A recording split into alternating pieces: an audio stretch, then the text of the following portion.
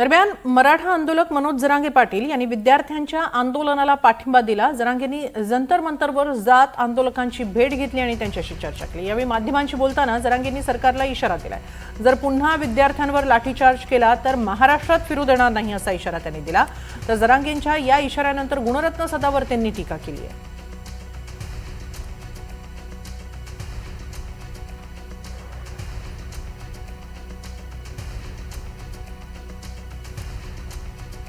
जंतर मंतरवर जात मनोज जरांगे यांनी विद्यार्थ्यांशी चर्चा केली। सीजेपीचे संस्थापक अभिजित दिपके यांच्याशी त्यांनी चर्चा केली। यावेळी त्यांनी सरकारला इशारा दिलेला आहे, विद्यार्थ्यांवर पुन्हा लाठीचार्ज झाला तर महाराष्ट्रात फिरू देणार नाही असा इशारा मनोज जरांगे यांनी सरकारला दिलेला आहे।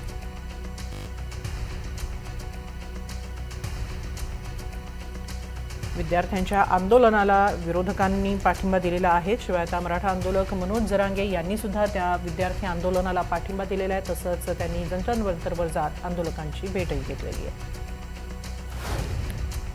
सुद्धा लावून धरलंच होतं आम्ही, असं नाहीये। या लेकरांची कदर आम्हाला होतीच, त्यांच्यावरती माया पण होतीच।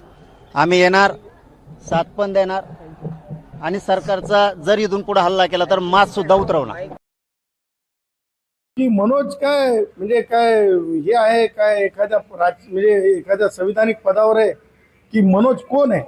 मनोज एका मर्यादित एका समाजाला एका कारणासाठी काही काळ म्हणजे गुत्तेदारी मोठी होईपर्यंत कॉन्ट्रॅक्टरशिप मोठी होईपर्यंत एक साधारण हातात आलेलं काहीतरी आणि काहीतरी मिळवण्यासाठी ती धडपड केलेला मुलगा आहे किंवा माणूस आहे।